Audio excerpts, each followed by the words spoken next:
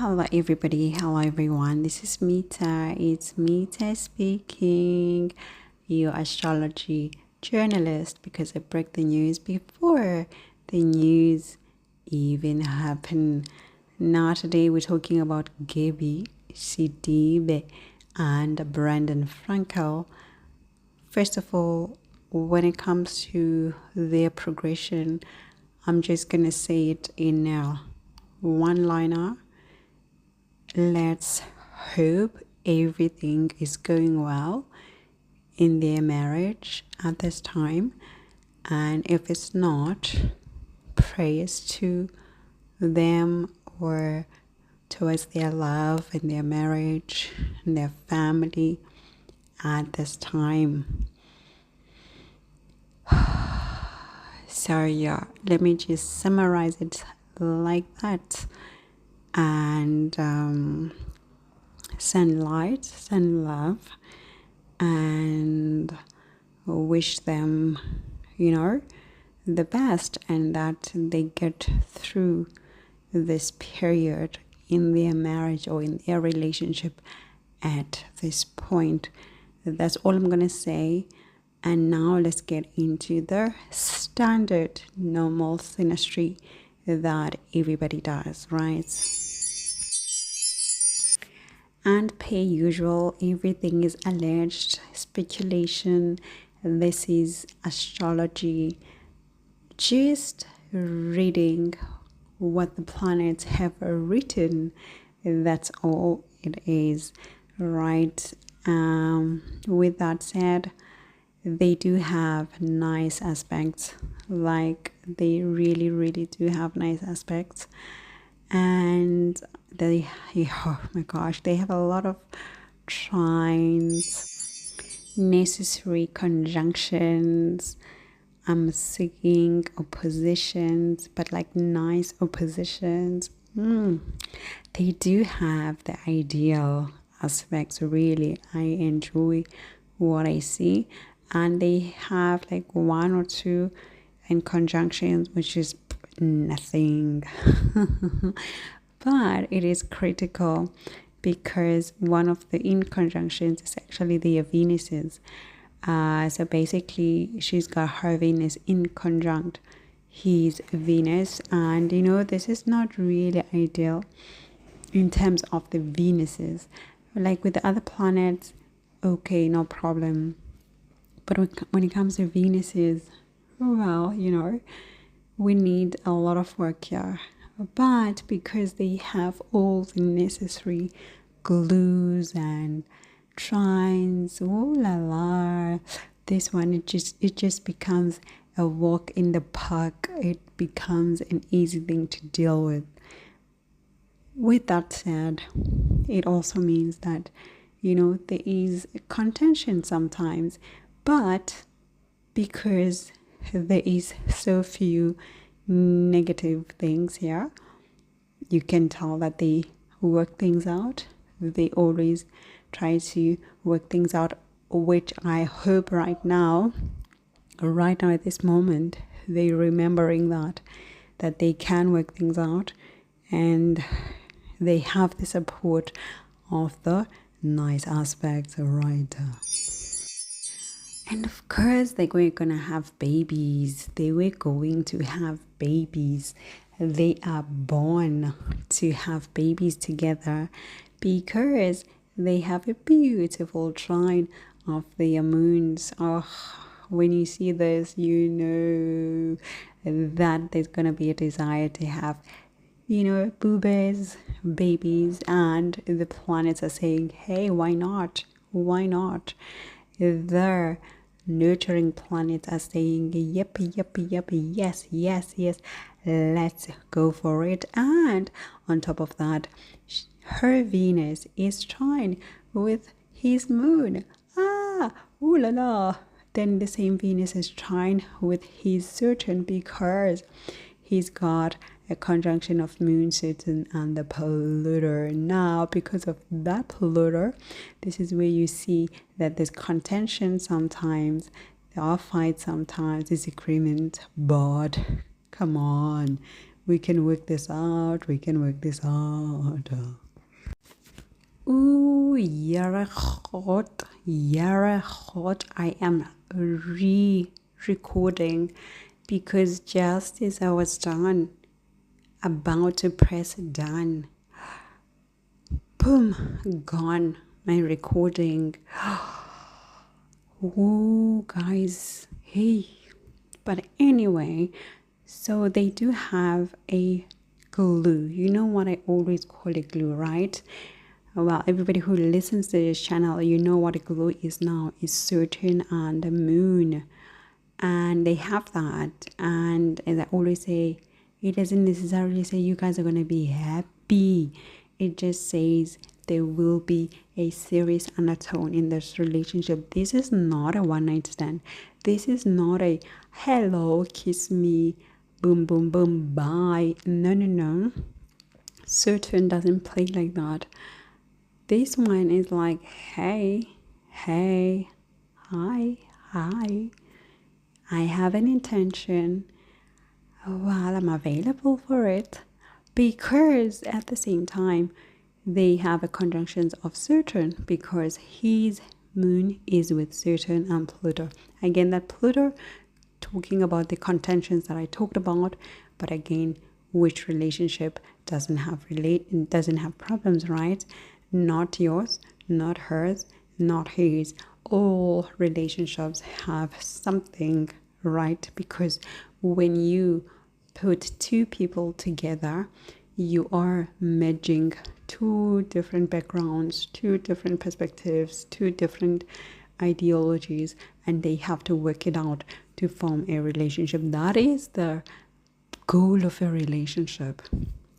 It is not only to go out, eat, that's also part of it, but it is for us to learn as human beings what it means to relate to somebody else, particularly because this is a person that is not from your own house, but from, out there, like external somebody. Right? So they do have that, and they do have trine of their suns, because when we talk about sun, we're talking about our purpose in this life. Why are we here? Why are you here? Why am I here? What are we doing on this earth, you guys? Why? That's the sun, right? And they do have that, supportive trine. But her sun is opposite his Saturn, talking about structural disagreements, power as well, because both planets like power, both planets like status. So they get the structural differences that they do have, and that sun is obviously also opposite to his moon, since his moon is with Saturn and Pluto, also showing that at times really there is a structural distance in between them, or disagreement or differences, right?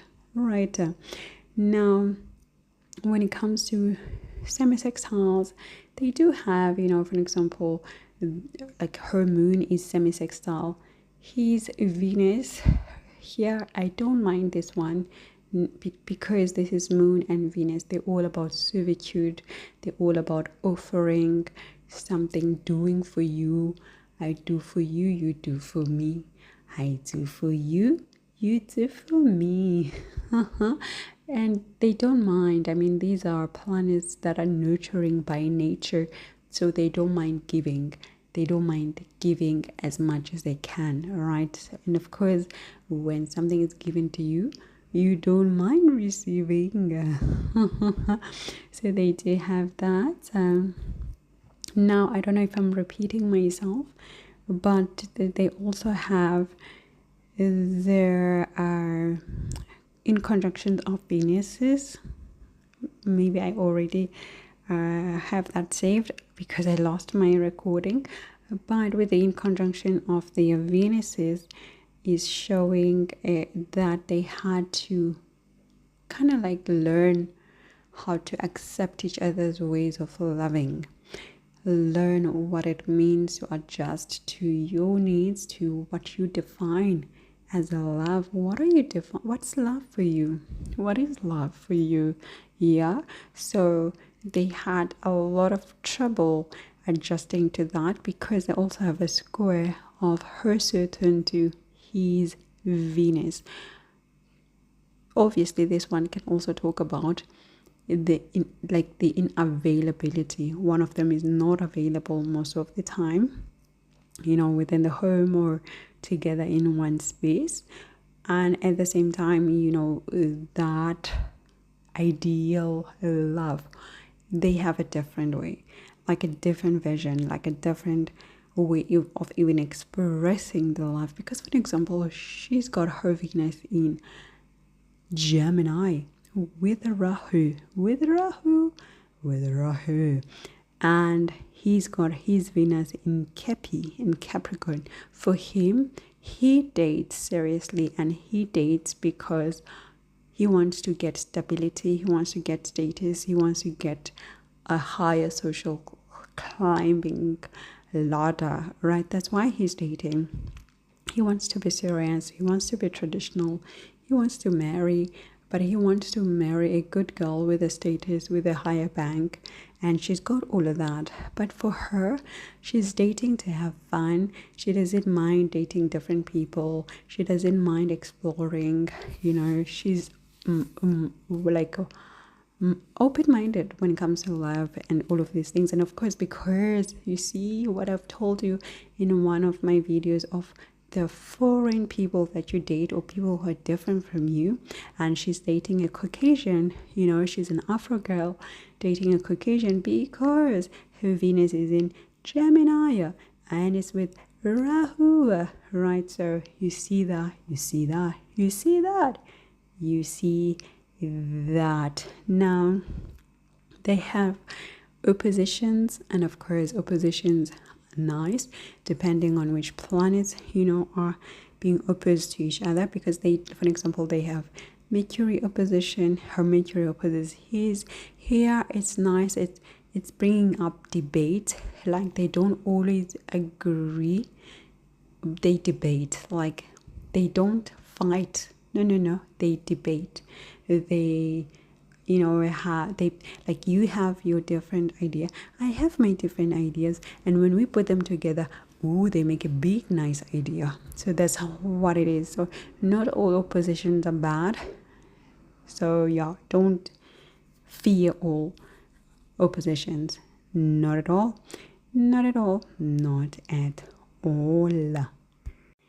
So as they going through this moment in their relationship, I do hope that they remember that they have so many nice aspects, so many supportive aspects in their relationship. They can get through this moment this year and next year.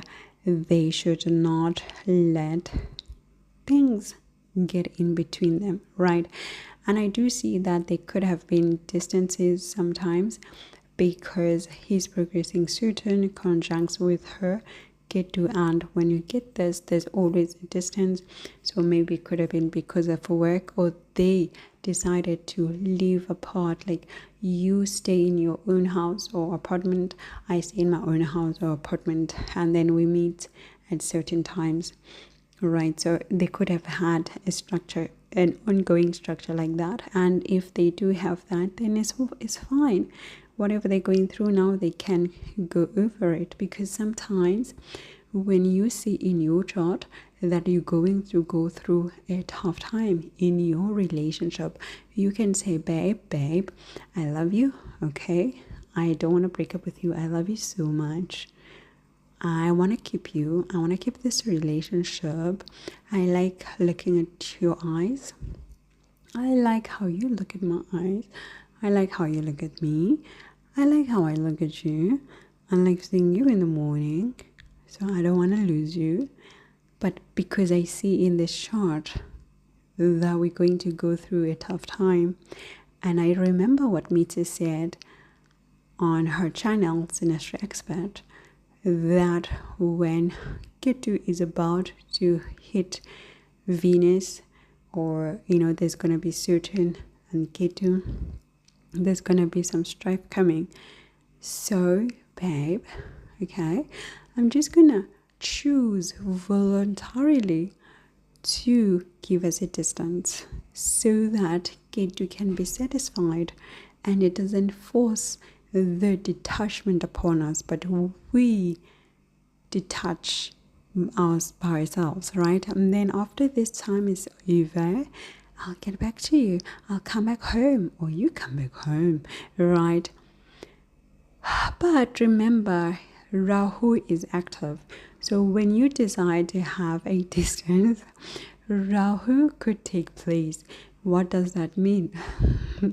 It means that a third party could come in. When there's a distance, there's the devil looking in the background, waiting to snatch a man, to snatch a girl. Watch out. Right, so there are these possibilities because these planets, they work together.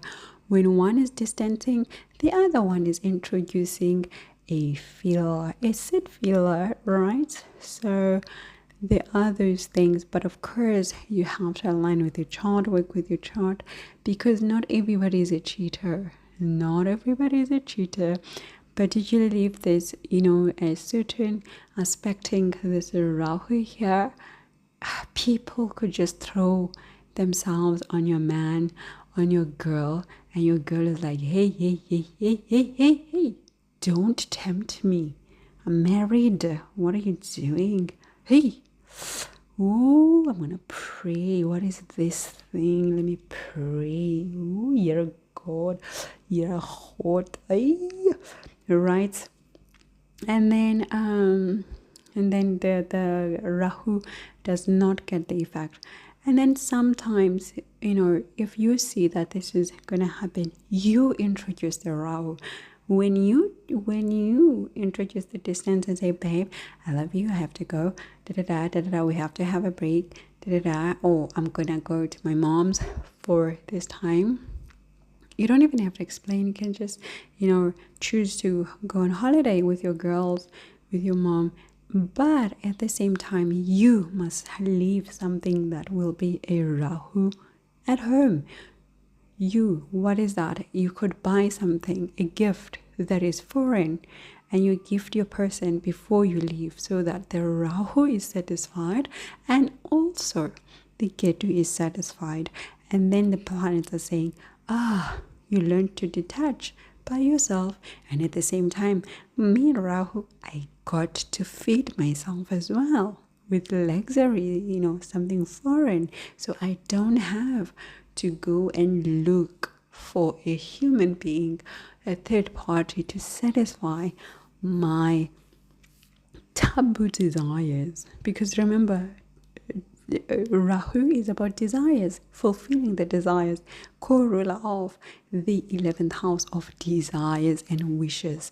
So when you become the innovator and give Rahu what Rahu wants, Rahu is satisfied.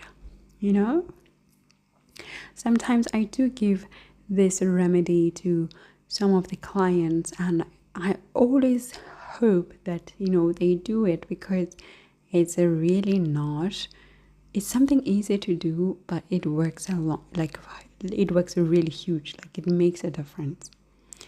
It's like with certain, if you're going to go through a certain period and you don't want to work hard or do hard things, you can choose to take a responsibility upon yourself, a responsibility that will be Saturnian but easy for you, like passion. And then when that time comes, you have it, but you don't feel it because you chose it by yourself. You aligned yourself with the planet. So it's the same thing with the relationships. But of course, when you've been wanting to break up with this person for a long time and you see that period is coming in your chart, you're like, yes, finally, oh my gosh, I can leave this guy. Oh, yeah. Thank you, lords. Hey, thank you, planet. When you see that Ketu is coming, you're like, oh, hey, or that Venus is approaching your Ketu, like, hey, oh, finally freedom. You know, sometimes a lot of people who are in abusive relationships, right? They can't leave, or they don't leave so easily. Why?